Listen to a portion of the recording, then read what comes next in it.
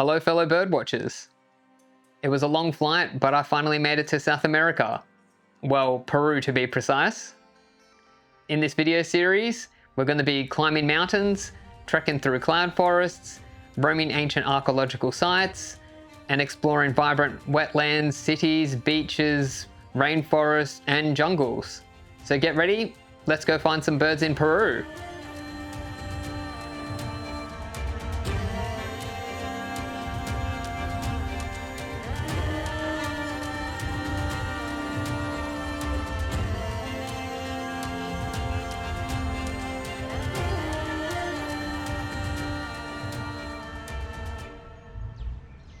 Welcome to Lima, the capital of Peru. In this episode, we'll be focusing on birdwatching locations around this city. I'll be covering other regions like the Sacred Valley, the High Andes, and the Amazon in future videos. For this video, the province of Lima has had almost 350 bird species reported just this year. And today I've got around 50 to show you, so we better get started. Our first species is the Amazilia hummingbird. Peru is chock full of hummingbirds. They've got just over 120 different species. If you look closely at this one, you can see it breathing.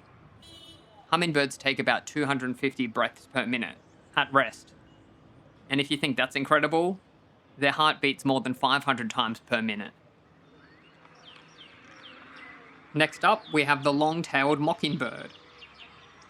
Mockingbirds got their name because some of the mockingbird species would learn songs of other birds and then repeat them. But to keep you on your toes, this particular species is not known to mimic other birds. It's hard to resist such a brightly coloured bird. The saffron finch is often kept as a cage bird, and they're highly adaptable to areas where us humans live. This adaptability has allowed them to expand their natural range to Northern America and as far as Hawaii.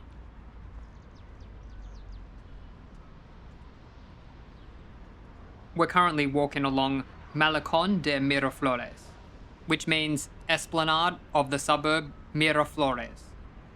From the place name, you might have guessed that they speak Spanish here.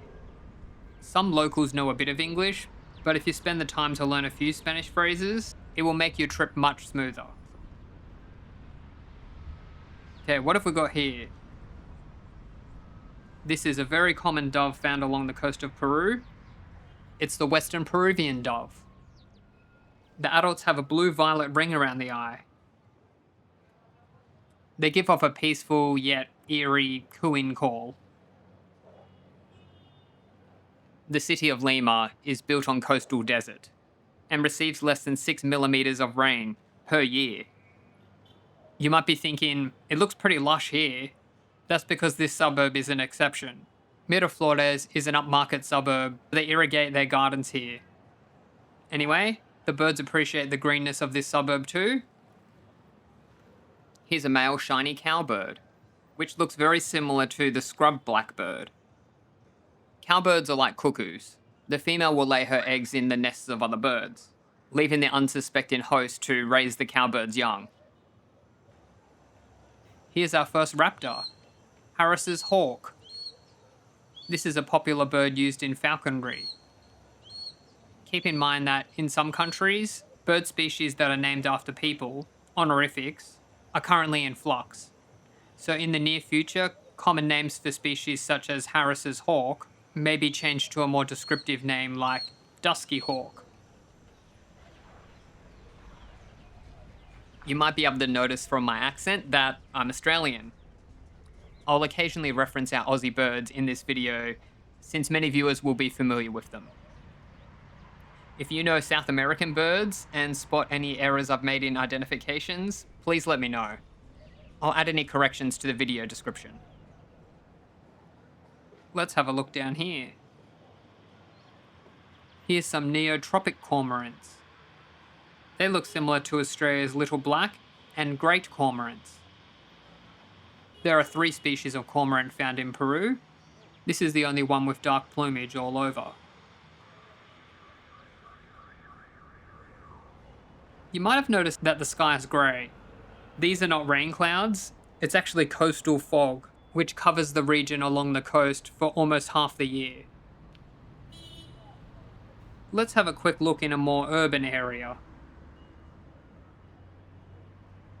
As you're exploring Lima and other parts of Peru, please be mindful of your mobile phone and camera, particularly in busy tourist areas. Pickpocketing does happen, so it's best to keep your valuables out of sight to avoid it happening to you. That said, I'm going to point my camera up this tree. Up here, we've got the banana quit. Their diet consists primarily of nectar. The banana part of their name supposedly comes from the yellow plumage, whereas the quit part is used in several small, unrelated bird names. Like this next one. Here's the blue-black grass quit. This one's an immature male. Only the adult males are fully blue-black. It's amazing that such brightly coloured birds can be found around the city. This is a male vermilion flycatcher. Interestingly, when this species is kept in captivity, the males will lose their colours. I suppose it works out well for them, because then no one wants to catch them. Okay, we've finished roaming around our first birdwatching stop in Lima. Now let's head to a dedicated birdwatching location a bit further out of the city. Welcome to Pantanos de Villa Wildlife Reserve. I just need to grab our guide and we'll get started. Okay, so this place is 30 minutes drive from Lima city centre, in good traffic. Using taxis here is generally not recommended for tourists, but Uber's fine. Now, where are these birds? Here we have one of nature's greatest recyclers, the black vulture. Vultures are scavengers, meaning they primarily eat dead animals. They typically don't kill the animal themselves. This diet helps clean up the environment by removing decaying matter. Here we have a black-necked stilt. Like the other species of stilt found across the world, this one also likes to yap a lot. This reserve is open to public, but there is an entrance fee of 8 soles per person. Soles is their currency. Keep in mind that you can't walk around this reserve without a guide. The ticket price includes a Spanish-speaking guide, but if you contact them a few days before your visit, they can arrange an English-speaking guide at a small additional price.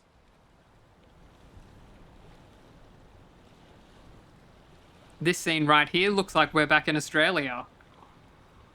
Here's the great egret. Yep, it's the same species we have.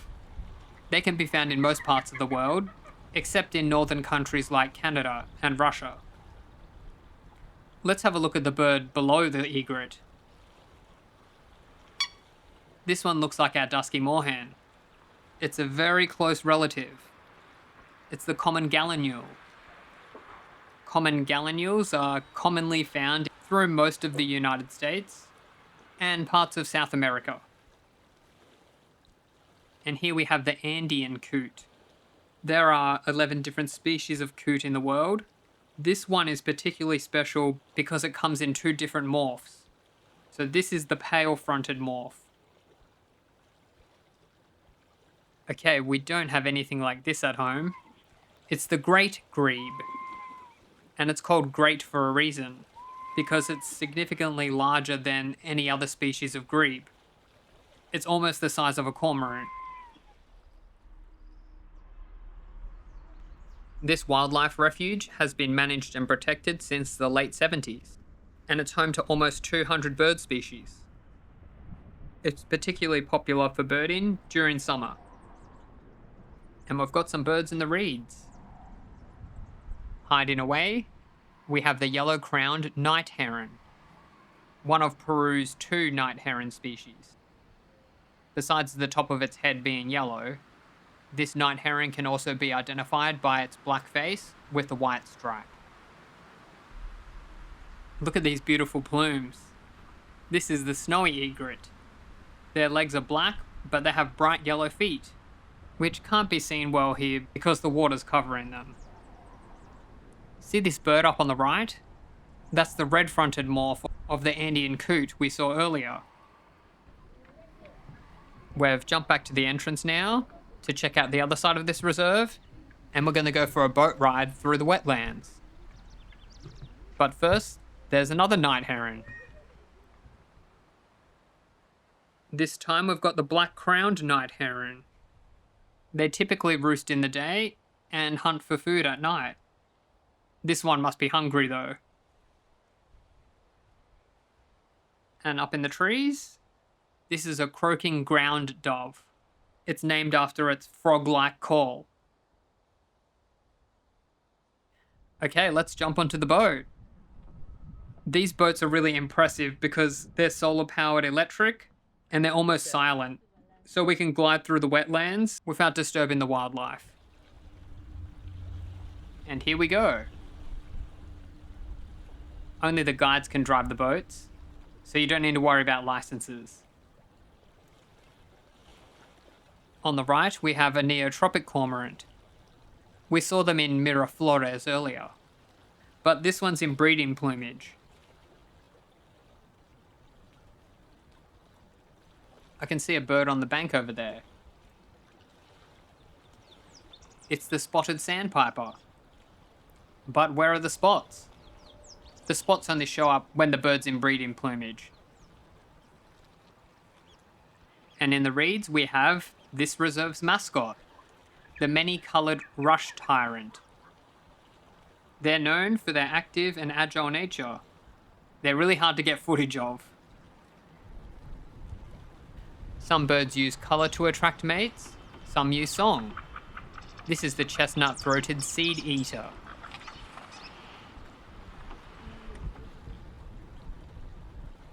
Okay, what else can we find around here? Aw, ducklings. These are cinnamon teal. At the front, the brownish colour one is the female, and the orange coloured one is the male. And here we have the pied-billed grebe. Ah, that was quick. Okay, that concludes our time at Pantanos de Villa. Next, we're going to hit the beach. Here we are, Humedal y Playa de Chilca, which means wetland and beach of Chilca. Chilca's the suburb name. This place is 1.5 hours drive from the city. And here we have our first set of birds. It's a group of Puna ibis. There are almost 30 different species of ibis across the world. This species is much stockier than most of the others. The word Puna means of a high plateau that is often cold and dry. Next up is the Franklin's gull. The breeding adults have a red bill and a black hood with patches of white behind the eye, which you can see a bit here. There are 10 different species of gull found in Peru, so ID can be a bit tricky.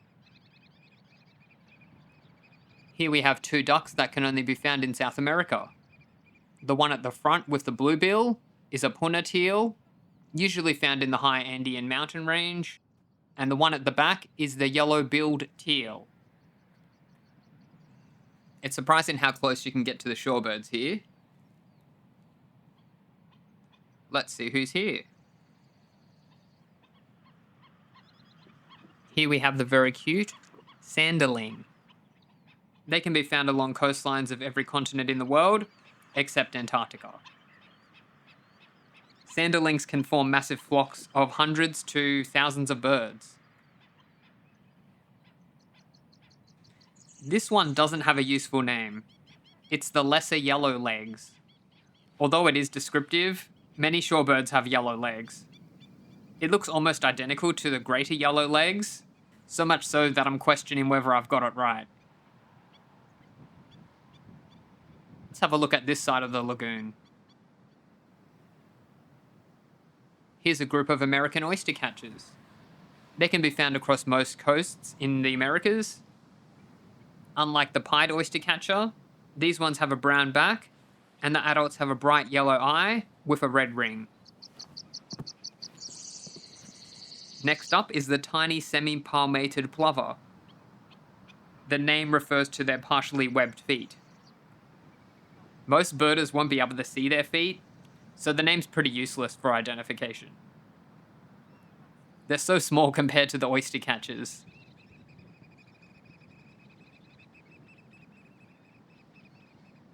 And we've got even more birds further down. This duck looks similar to the earlier yellow-billed teal. It's a white-cheeked pintail. Pintail refers to its long, pointy tail feathers.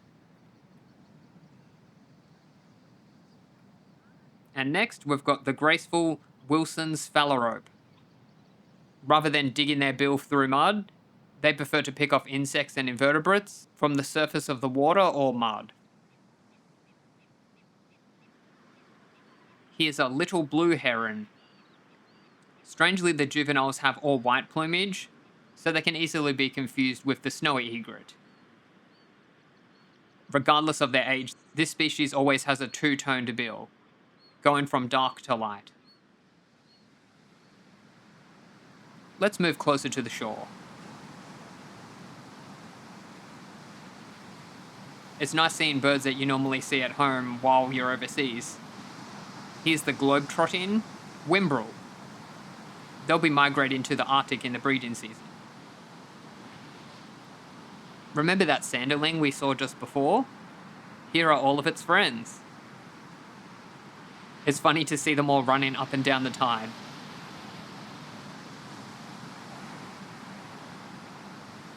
Our next gull is the grey gull. The non-breeding birds are all grey, but in breeding, they have this cool white to grey gradient. Let's see what's a bit further away from the water. There's barely a person in sight. It's off-season at the moment. I'm told this beach gets really packed during summer. Oh, we've got one more gull. This is the Belcher's gull. They have a distinctive yellow bill with a red and black tip. They're also known as the band-tailed gull. The band on their tail is only visible in flight though. Here's some western cattle egret. Like the eastern cattle egret, their plumage turns orange during breeding season. But rather than their full neck and head turning orange, the western egrets get this cool orange mohawk. And watching over us, we have 3 turkey vultures. Unlike the black vultures we saw earlier, these have a red head, like a turkey. The turkey vultures have a keen sense of smell and are able to quickly track down dead animals. In contrast, the black vulture has a poor sense of smell, so they often follow turkey vultures around. Okay, so that was a quick look at Humedal de Chilca. Next, we're going to head to a small coastal town for a mini pelagic. So get your life jacket ready. We've made it to Playa de Pucusana. This is an hour-and-a-half drive from the city, or 30 minutes from our previous location. It's a small seaside town, a great place to have lunch, but also bird watching. We're going to go on another boat ride, but this time we're going to see some seabirds. We're off and away. I'm a bit concerned at the moment because I get seasick, but only when it's rough. So fingers crossed it's going to be okay. The boats used for these tours are privately owned, so you'll most likely need to book through a birdwatching tour to get access to them. This one isn't a bird, it's a bunch of sleeping sea lions. And it's getting a bit choppy. Don't worry, I've triple stabilized the footage so you'll be able to watch this. Here's the blackish oyster catcher. Looking rather chill. I did not think it was going to be this rough. I need a distraction. What birds do we have on this guano-covered rock shelf? Here's the red-legged cormorant. Most species of cormorant have a low guttural call. This species sounds more like a songbird though. It's the Peruvian pelican. This species is in trouble. Just last year, 40% of their population died from avian influenza. This rock mountain in front of us is Isla Pucusana. It's home to over 100 different bird species, including some super interesting ones like surf cincloides, blue-footed booby, and the Pomeranian jaeger. These two birds might look familiar to Aussie viewers. They're ruddy turnstones. See that bird with the yellow legs? That's a surf bird. They feed primarily along rocky shores, like this one. I don't know how they don't get washed away. Well, it's too rough for video at the moment. Up there we have the Humboldt penguin and the Peruvian booby. Anyway, let's wind forward to some calmer waters. This is better. And I can see another beautiful bird up there. Here we have the Inca tern. It's very different from the other terns you've probably seen. They have a cool white mustache, and they're only seen along the South American west coast. This wraps up our birdwatching around Lima. If you enjoyed this video, please give it a like. In the next video, we'll be exploring the Sacred Valley of the Incas, the High Andes, and the Amazon. So be sure to subscribe to avoid missing those. Finally, if you have any questions, feedback, or you'd like to express your favorite bird of this video, let me know in the comments. And just before you go, here's a quick channel update. I've renamed the channel to Birdwalks. The old name was hard to share, and these days I'm doing more interstate and international bird walks, so this new name makes more sense. I look forward to continuing making birdwatching videos in Southeast Queensland, Australia, and beyond. For now, happy birdwatching, and I'll see you next time.